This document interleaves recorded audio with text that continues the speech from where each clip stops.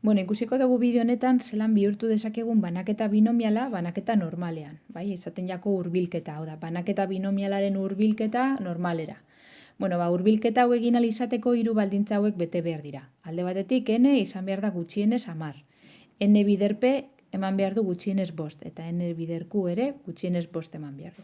Orduan, hiru baldintza hauek betetzen badira, orduan banaketa binomiala banaketa normalean bihurtu daiteke. Banaketa normal berri honen batazbestekoa izango da n bider p ematen duena, eta desbiazio tipikoa kalkulatzeko egin beharko dugu n bider p bider q-ren bat errokarratua. Bale, orduan, bagoaz adibide batekin. Begira, hemen esaten digute aldagaiak jarraitzen duela 50,0,3 motako banaketa binomiala. Eta eskatzen digute normalera hurbiltzea. Orduan, lehenengo eta behin konprobatu behar dugu banaketa binomial hau normalera hurbildu daiteken. Hau da, hiru baldintza hauek betetzen diren. Orduan, begira. N izango litzateke kasu honetan 50. Orduan, hau bai, lehenengo baldintza betetzen da, 50, 10 baino handiagoa dela. N bider p izango litzateke 50 bider 0,3 eta honek ematen du 15. Orduan, 15, 5 baino handiagoa denez, bigarren baldintza ere betetzen da.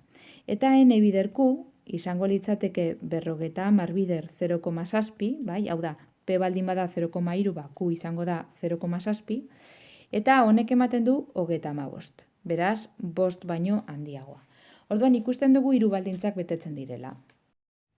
Beraz, hurbilketa egin daiteke, eta kasu honetan, aldagai hurbildua jarriko diogu horrela, x', bai, bereiztearren jatorrizko aldagaitik bereiztearren, hau da, jatorrizko aldagaia baldin bada x eta xak banaketa binomiala jarraitzen badu, aldagai hurbilduari deituko diogu x'.